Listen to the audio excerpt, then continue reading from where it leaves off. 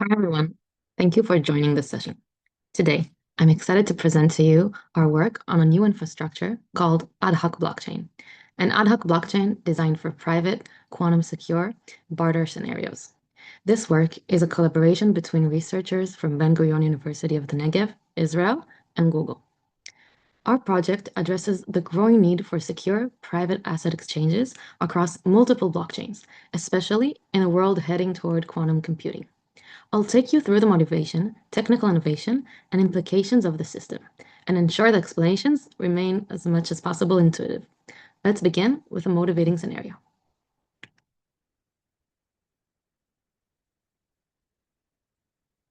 So let's say we have Alice and Bob, who are very concerned about their privacy.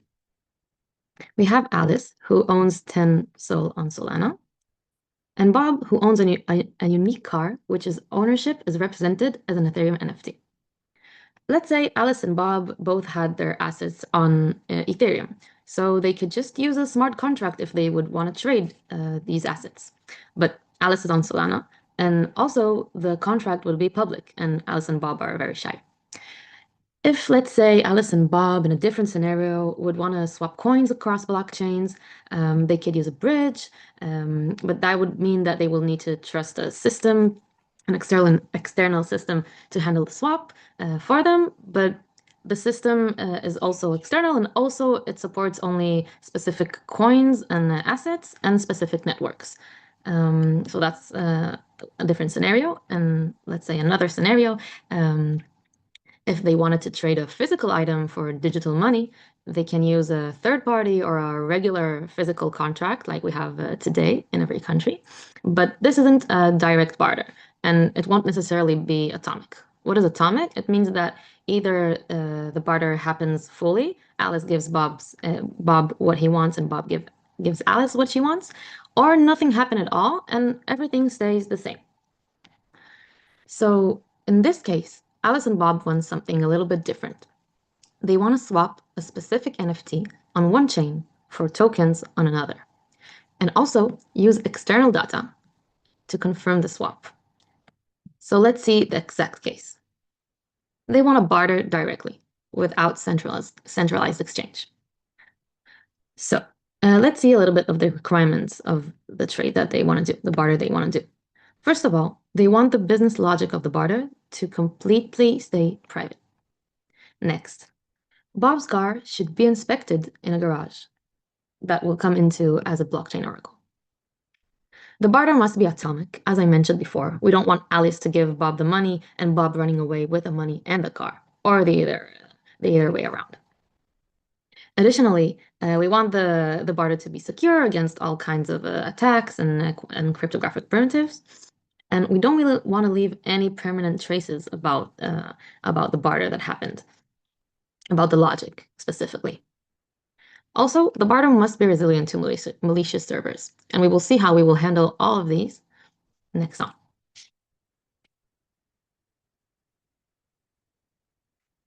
So let's look at the system overview. First of all, I'll start with an explanation about what is an ad hoc blockchain. So an ad hoc blockchain, in general, is a temporary blockchain that we build for a short amount of time for a specific use and then delete it. So let's see how we use this in our system to allow Alice and Bob do their barter securely and as they wish. So we operate in three phases. The first phase is coordination of the configurations.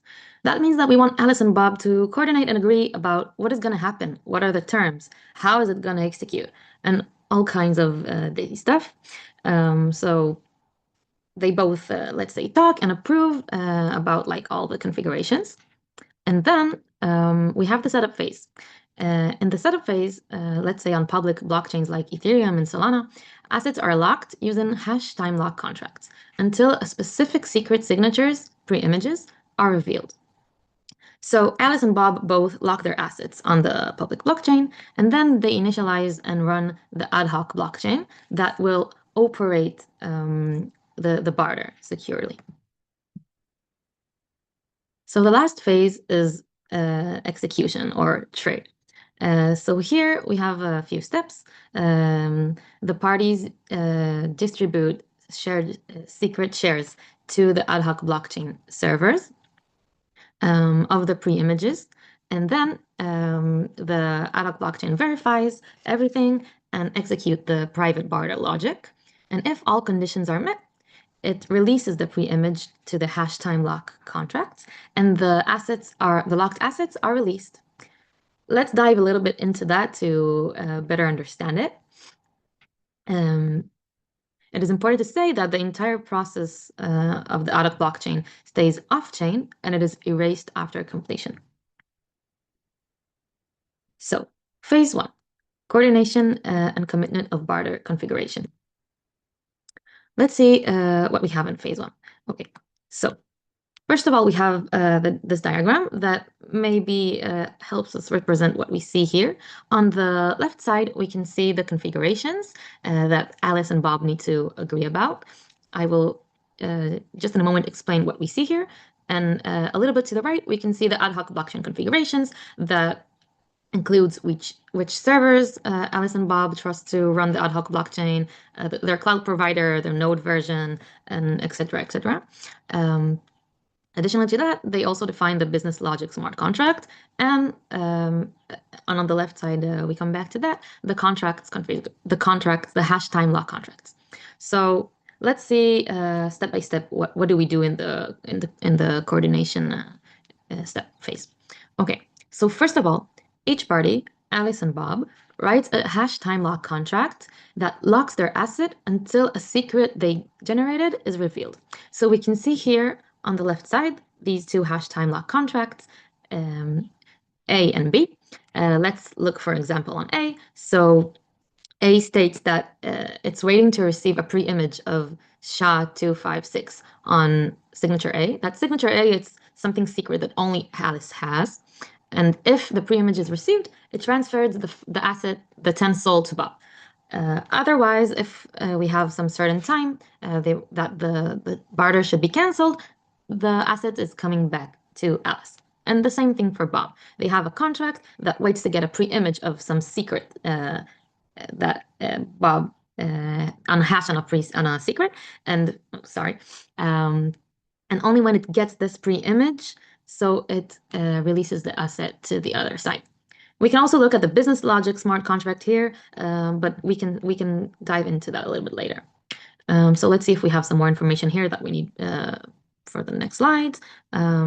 So we call Sig A and Sig B the pre-image. This is the complete secret that if it's revealed, the assets are transferred maybe before time. So we cannot reveal them before time. It is really important.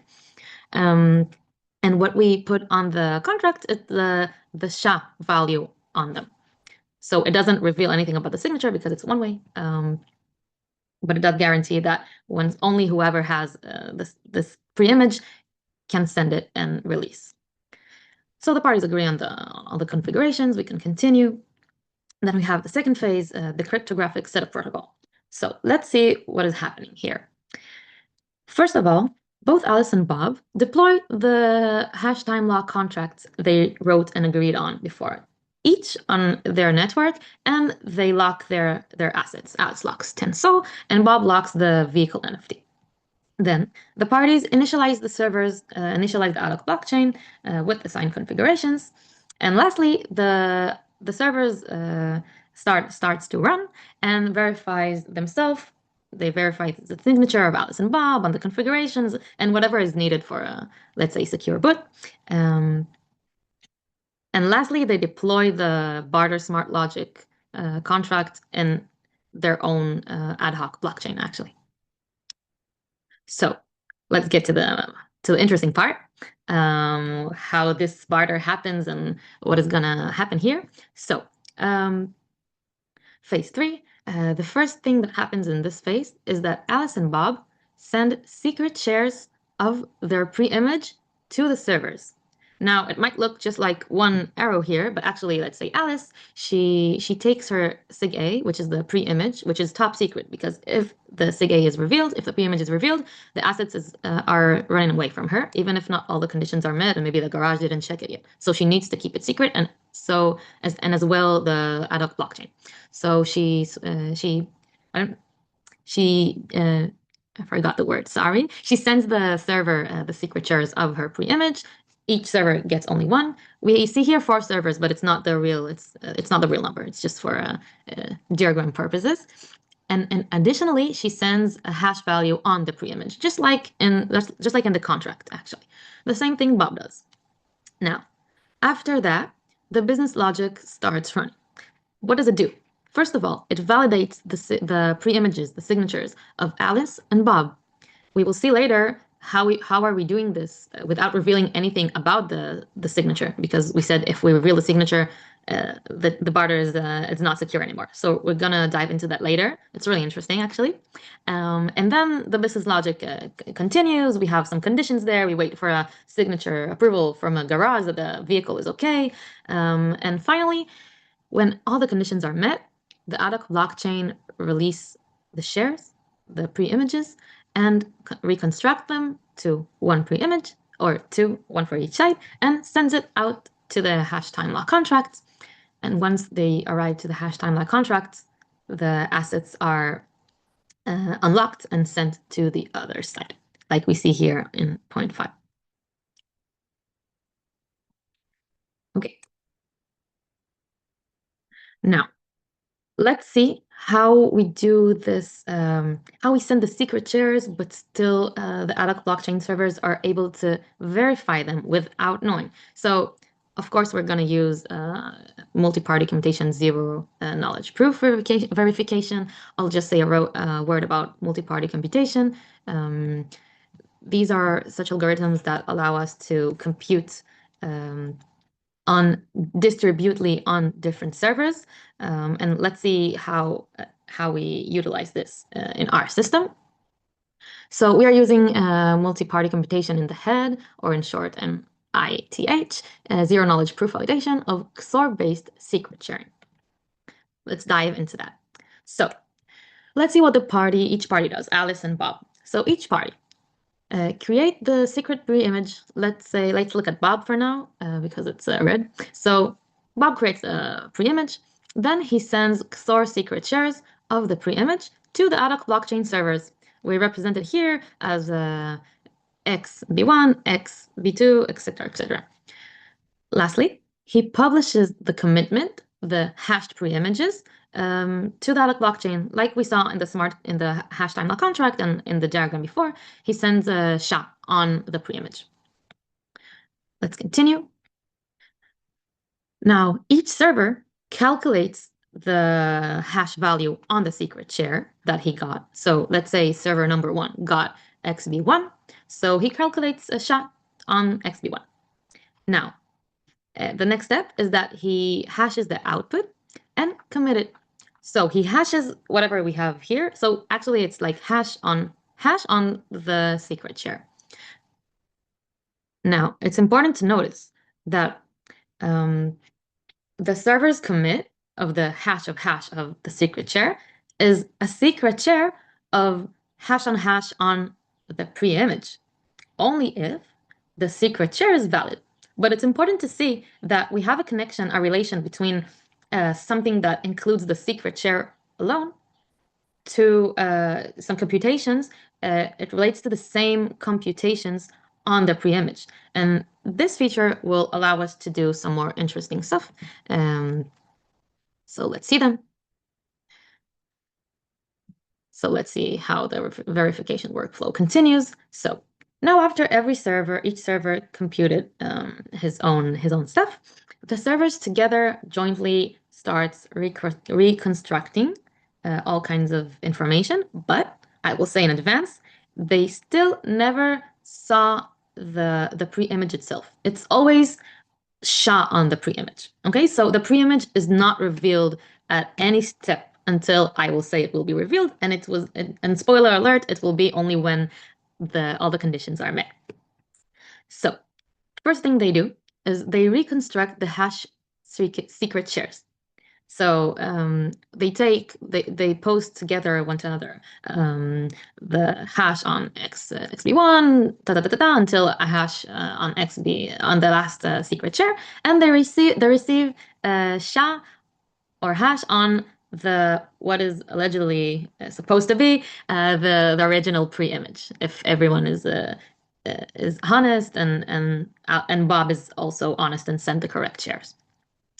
Then it compares it to the party's commitment, because Bob sent us before. We saw this already, at least at 2 places. So they first of all compare it, and if it doesn't compare, they say, okay, bye. And if it's okay, so they continue. Let's see how. So the second thing they do is that they reconstruct the server's commitments. So what does that mean? They take the hash on each secret share, they post it, and then they reconstruct it, and they get hash on what is supposed to be the pre-image. Now, they compare this as well to the hashed party's commitment. So they just do hash on the party's commitment, and they compare the two. If they are both okay, so that means that we got valid secret shares from Bob, and that we can continue. So, as I said before, until here, each server processes its shares only. No servers sees the complete pre-image.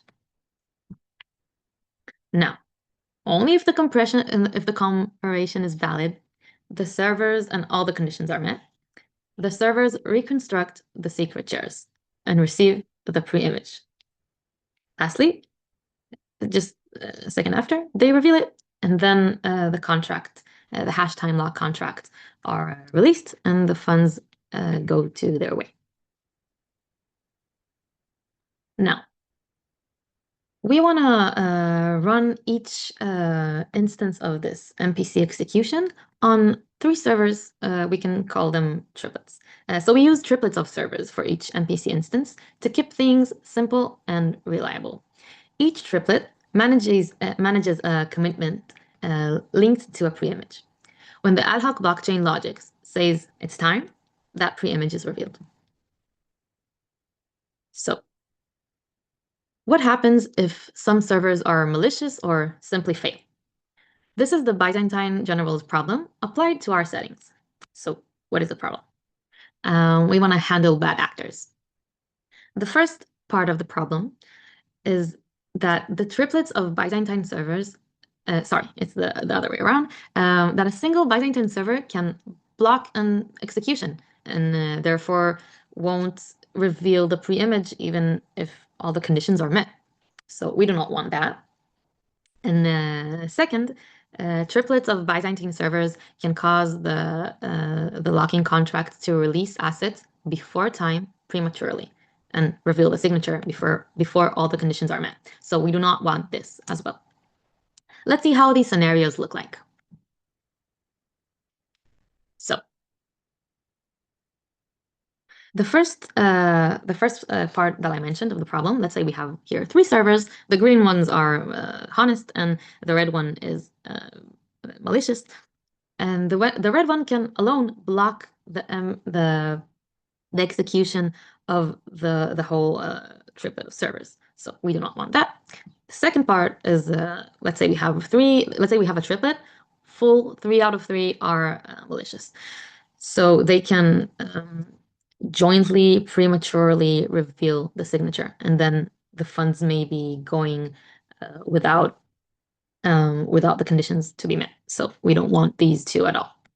Let's see what is our solution. So the first part of our solution is to not just run one instance of MPC. We can run a lot of instances of MPC. Let's see how it looks like. So this is how it looks like. Sorry. We have, here is an example of 9 MPC instances or 9 triplets where we have 6 Byzantine servers. We can see that 3 of them are in the same triplet and they do a premature reveal, and the other 3 are just blocking executions. So we will see how will we manage that and overcome these problems. And the second part of the the solution is to add something to the smart contract. So we add a threshold of the number of pre-images that we need to receive in order to release the funds. So we will call this number R. R is the sufficient number of pre-images that are released. That is safe to say that the hash time lock contract released the asset on time. And we will soon see what is R and how do we compute it. Okay, so let's talk a little bit more mathematical. We assume that we have a bound for tolerating up to T Byzantine servers.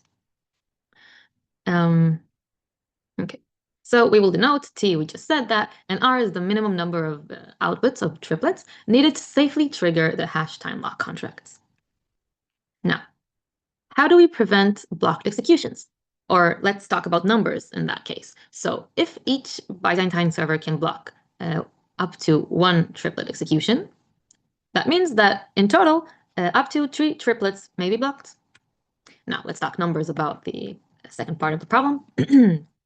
If we want to guarantee at least 1 correct or mature reveal, we want to guarantee that we ask for enough reveals that at least one of them will be not premature, which means that the global asking is not premature. So let's look into this. Each triplet of 3 out of 3 Byzantine servers can cause a premature reveal, as we said. So that means that only up to T divided by 3 rounded down, Byzantine triplets can do this, can premature reveal. So we will set R to be the maximum number of triplets that can premature reveal, plus 1. So we will always have at least 1 premature reveal, which means that if we require R pre-images, we will be safe that for sure it is not premature and it's not before time. So now, the total required triplets, if we want to ensure we get R valid outputs despite T blocked executions, we need to run at least R plus T, which is T plus T divided by 3 plus 1 triplets. So let's see how these worst case scenarios look like. Here we have an example of 9 MPC instances, 9 triplets with T is 6 Byzantine servers.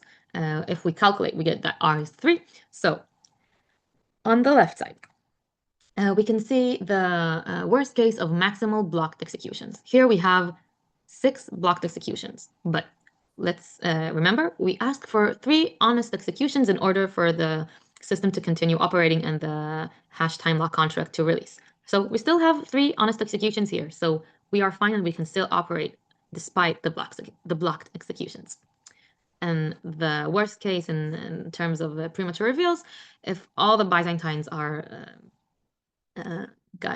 together in triplets, so we have here 2 premature reveals, but we required 3. So at least 1 of the required executions will be mature, which means that nothing will happen before time.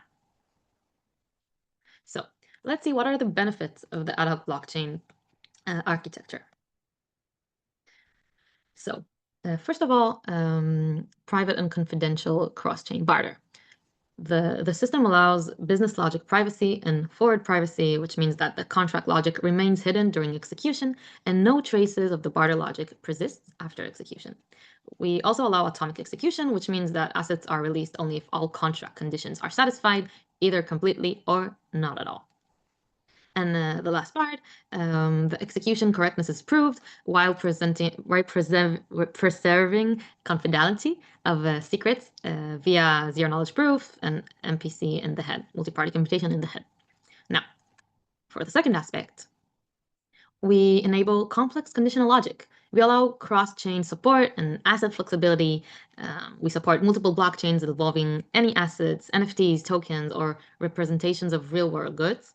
We also allow customizing logic for conditional swaps, supporting any contract terms, including time and multi-step logic, whatever you want. And the third thing is real-world event triggers. Barter logic can depend on real-world events, like from Oracle inputs. Let's say, for example, in our example in Alice of Bob, we want to receive an input from the garage inspection.